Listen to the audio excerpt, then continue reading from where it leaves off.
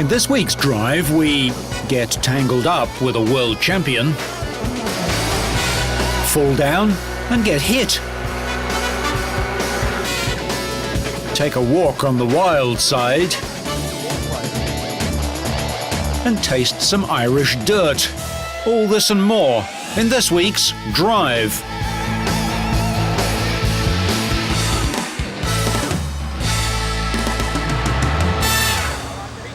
The time has come. The first round of an all-new racing series that everyone is saying is not a rival to Formula One, but everyone knows could easily become one.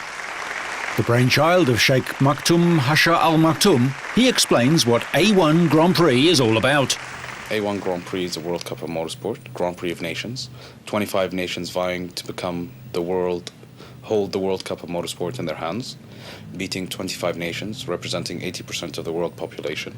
There are A1 cars, A1 engines, all the same, level playing field. The cars, I believe, are at the highest pinnacle of their ability with no driver aids. And it's a very exciting package. I think the concept is very good. It's a winter series which nobody has yet. The car looks very interesting. So I think everything looks done very professionally. At the end of the day, you're looking for similarities between the cars, and whoever wins is the best. So I think this is a great idea.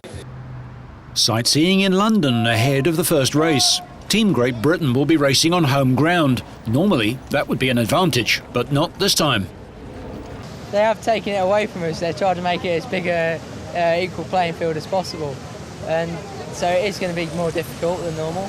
But we've just got to work well with the team and to get the best out of the car and do the job out on the track. No, it's great for me. Yeah. It all went in a really short time. Then we decision that we will do it, and all went really quick. I made the first test Monday on Silverstone. The car is really nice to drive. Yeah, it means a lot for me because, yeah, as you said, it's a very patriotic country, and I feel the same. I love Brazil. I love the people there, and it's just a lovely country, and they all support me a lot. And I'm going to try to exchange this by getting victories. A lot of new, fresh ideas have been brought into motorsports by A1, which is very fantastic. You know, it is going to change motorsports, and it's going to bring a lot of new fans to motorsports because of the country versus country aspect, and it's going to be great. A1 Grand Prix, the World Cup of Motorsports, starts this weekend at Brands Hatch.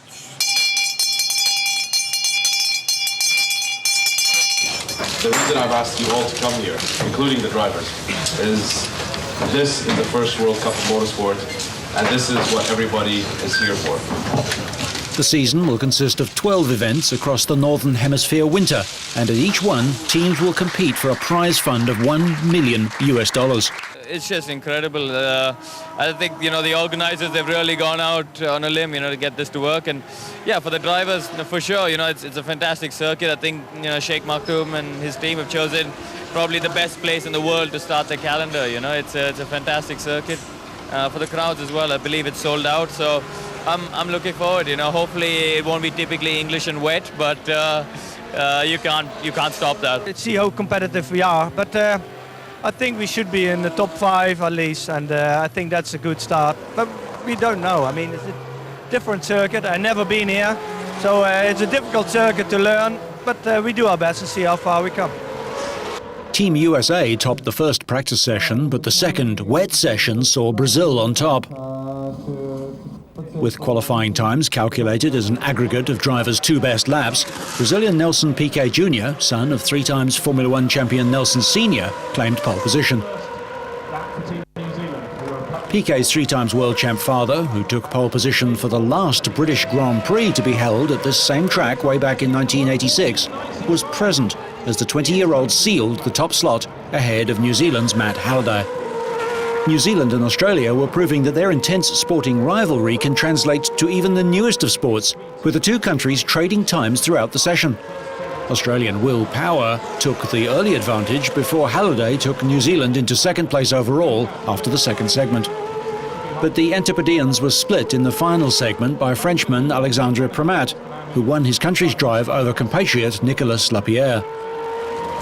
Similarly, Will Power earned the Team Australia drive with a better time than Christian Jones, son of 1980 Formula One world champion Alan, who crashed heavily in his stint.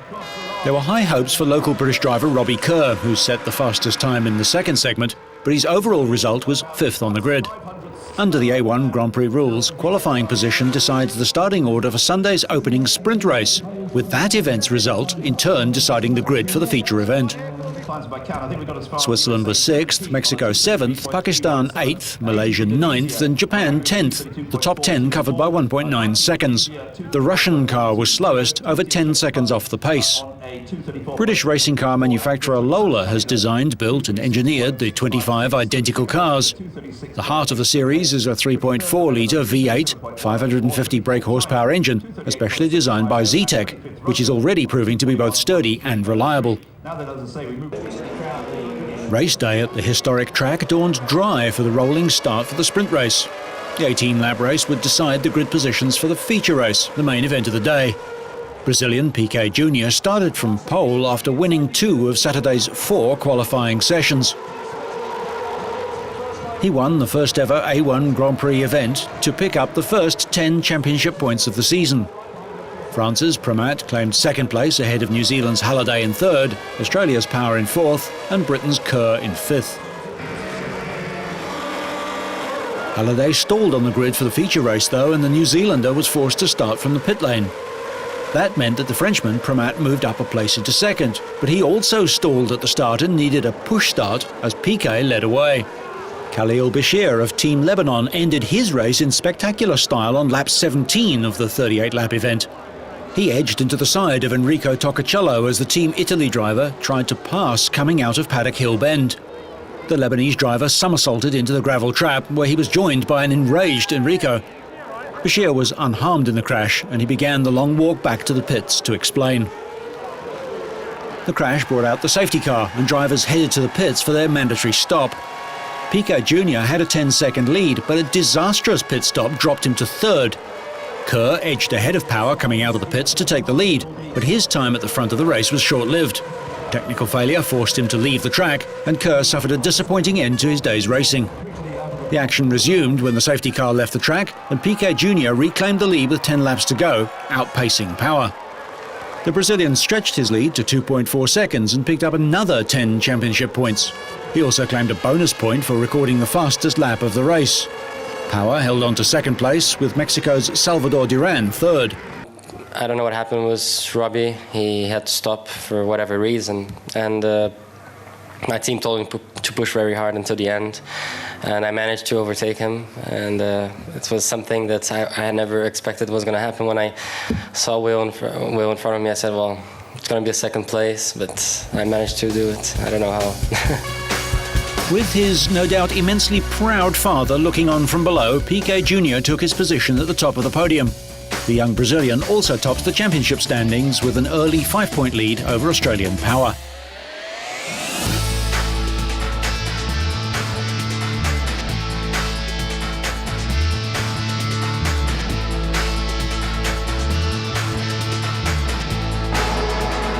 Despite predictions that the rain would return, race day at Lausitzring near Dresden was sunny and dry.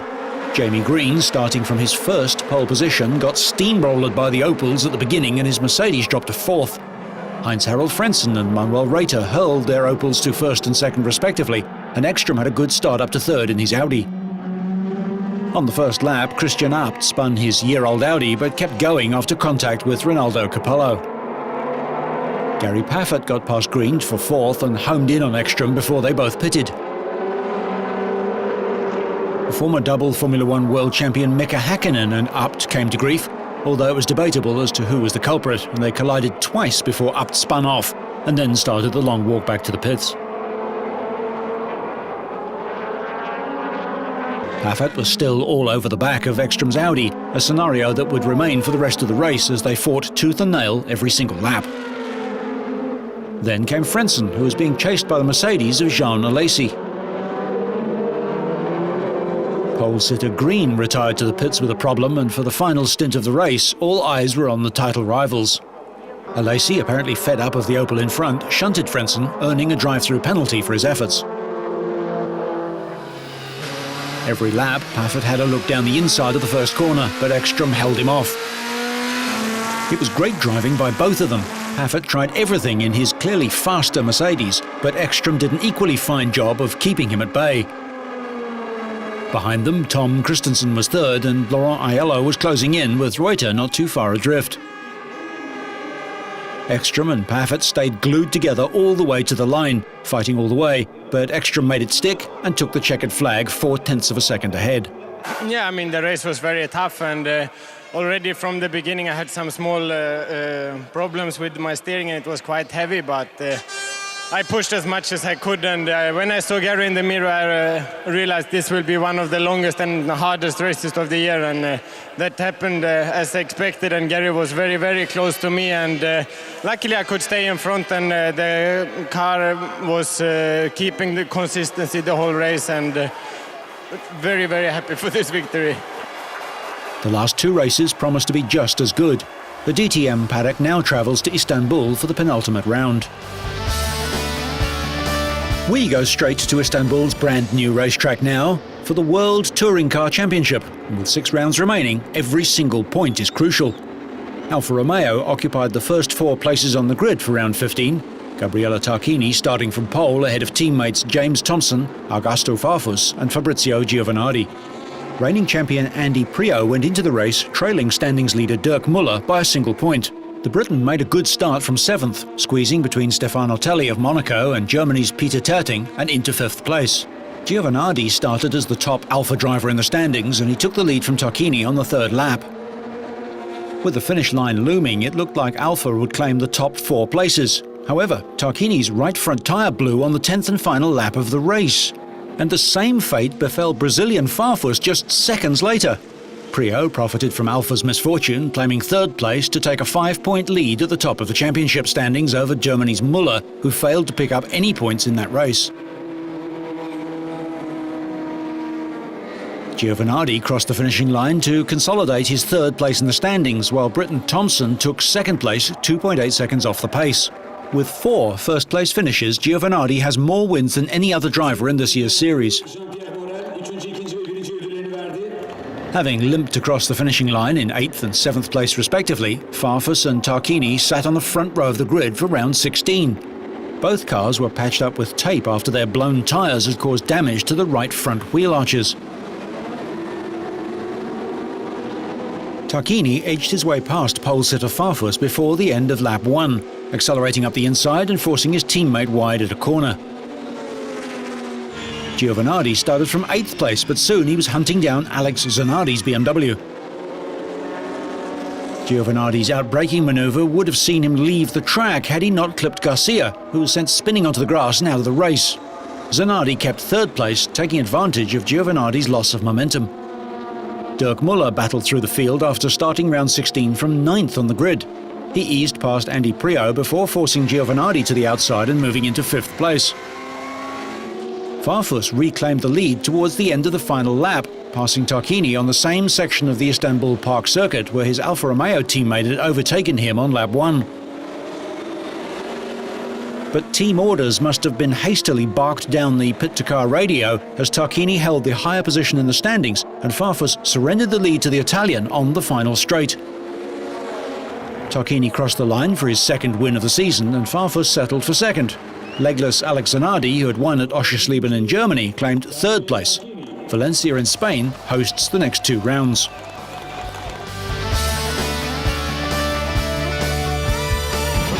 The chase to the Cup got underway with a race of cool tyres and hot tempers.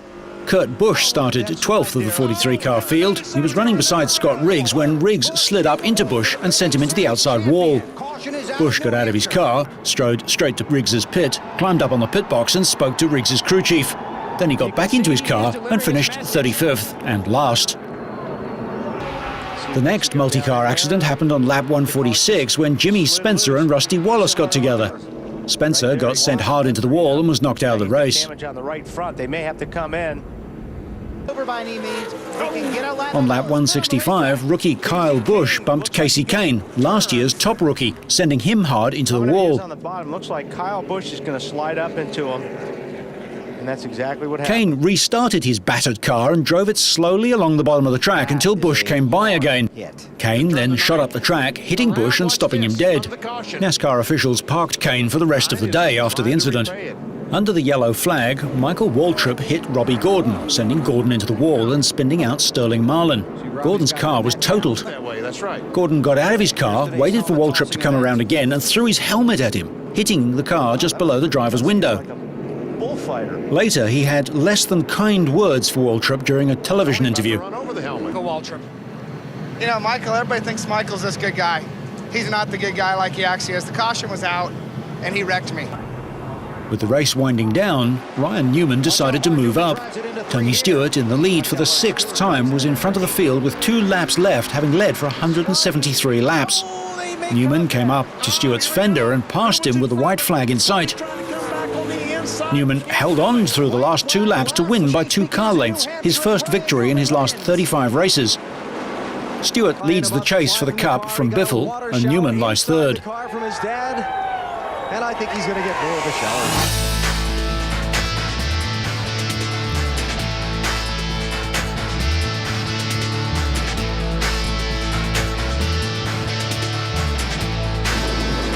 Italy's Loris Capirossi started in pole position for the MotoGP Grand Prix of Japan after breaking the Motegi track record in Saturday's qualifying session. But it was another Italian, Marco Melandri, who dominated early on. The Honda rider, in only his 2nd season in MotoGP, led for the first 12 laps of the race. But Marco's chance of a win ended on lap 13 when he was run into by world champion, countryman and good friend Valentino Rossi. Rossi, who'd started 11th on the grid, needed a top 4 finish to wrap up the championship. He passed 7 riders by lap 4, but ran into Melandri. Valentino later said that he wasn't even trying to pass at that point, but he and Melandri took very different lines and that he'd apologized to Marco. After the 13th lap, it became a 2-man race between Honda's Max Biaggi and Capirossi, with Capirossi taking the lead for good on the 19th lap. The Ducati rider claimed his first win of the season and the 3rd MotoGP victory of his career. It was the first time he'd won from pole position. Biaggi was second, 1.4 seconds behind, while Makoto Tamada of Japan was happy to finish 3rd in his home Grand Prix, saying he was only about 70% fit after his recent crash. With his win, Capirossi climbs to the top 6 in the championship. Yeah, well, I'm really happy about today, but not only about today, because about all week we make the great job, start to Friday and Saturday. And today, for sure, for us, for all Ducati, Marlboro, Bridgestone, is a fantastic day because, you know, especially Bridgestone make the great job for here, for Motegi, and the tire working quite good. We do a lot of consecutive laps, especially in the practice, for understand, and we see I have good rhythm. In the 250 class, Aprilia rider Alex De Angelis and Spain's Jorge Lorenzo lost any chance of a podium finish when they crashed midway through the final lap while battling for 2nd place. Spain's Daniel Pedrosa, who leads the overall 250cc standings, narrowly avoided the incident. Pedrosa was well behind Japan's Hiroshi Ioma, who delighted his home fans by clinching his first Grand Prix win. Pedrosa was second, giving Honda a 1-2 finish, while Australian Casey Stoner came in 3rd. The title's beginning to open up, but Pedrosa can be beaten. Can the Australian teenager make the difference? There are still 125 points to be had. Finland's Mika Kallio won a crash-shortened 125cc race. He was leading with 6 laps to go when the race was red-flagged following a spectacular crash involving Switzerland's Thomas Luthi and Sergio Gadeo of Spain. Both riders escaped serious injury, although Luthi dislocated a shoulder. The final standings were decided on the last complete lap, giving Kallio the win ahead of Luthi and Spain's Hector Falbel. As usual, the 125 title is too close to call, but Luthi's injured shoulder comes at a bad time, with the next 2 races a week apart, Malaysia and Qatar. With the 2005 title in the bag, you might think that world motocross champion Stefan Everts would lift off a bit and give the others in the field a chance of a win. From the start, New Zealander Joshua Coppens jumped into an early lead. Just behind him, his countryman Ben Townley passed Estonian Toniel Liok. Soon Townley was chasing 8 times world champ Everts, who was chasing race leader Coppens.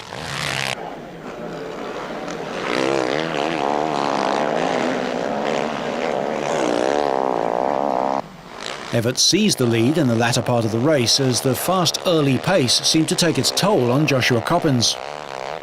He was then prey for Townley, who finished the race only a second behind Everts.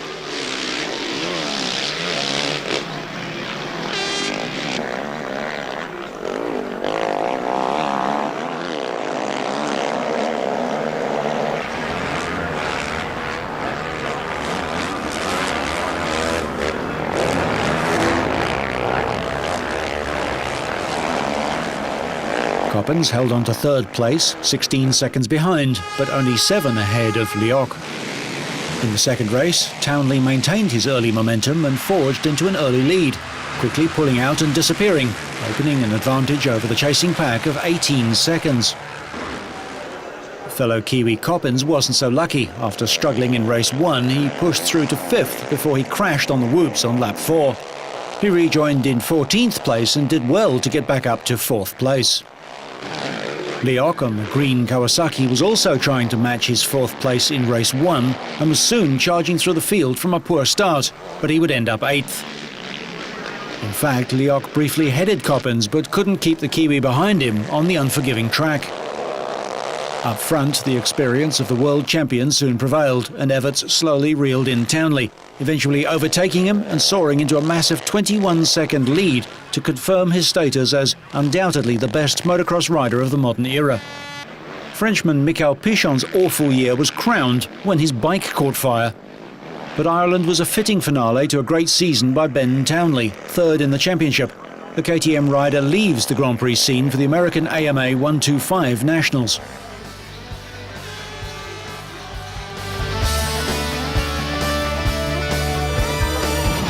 The outdoor trials season ended with the Grand Prix of Belgium in Spa-Francorchamps. Adam Raga had already been crowned the outdoor champion. Raga won in Germany to seal his first outdoor title, to go with the 3 indoor titles that he's already claimed. The Spaniard finished his campaign with another win, although it wasn't a vintage display from the dominant force in world trials. Raga won with a total of 47 penalty points, but for once his rivals weren't too far off the pace. The performance may not have been up to Raga's normal level, but he would still finish the season in the manner to which he's become accustomed. With the title already decided, the main focus of interest for the event was the battle for second place overall. Dougie Lampkin, a 7 times former outdoor champion, was looking to edge ahead of reigning champion Takahisa Fujinami in the standings. Lampkin came into the event in 3rd place overall, just 4 points behind his Japanese rival. The Briton boosted his chances of taking the runner-up spot by finishing the Belgian Grand Prix in 2nd place. With a final total of 48 penalty points, Lampkin picked up just 1 more penalty than Raga. A 4th place finish would have seen Fujinami finish level with Lampkin in the standings on 218 points. So the outgoing champion was aiming for a place amongst the top 3 that would secure his place as runner-up. Fujinami failed to force his way into contention for victory, but a total of 50 penalty points would be more than enough to seal 3rd place on the podium. Spain's Tony Bow finished in 4th place with 59 points, and his compatriot Albert Cabastani took 5th with 64. Those positions were reversed in the final standings, where Cabastani finished 4th, ahead of Bow in 5th. Raga will be the man to beat, both indoors and out, in 2006. One of the closest outdoor trials this season came to a fitting conclusion with Raga on top of the podium. But with Fujinami and Lampkin, followed by talented youngsters Bow and Hironi Fajardo, Raga will have to be at his best if he's to defend his titles next season. So, whether you're starting an international incident or just playing tag in Turkey, so you stay on track and up to speed, make sure you catch next week's Drive.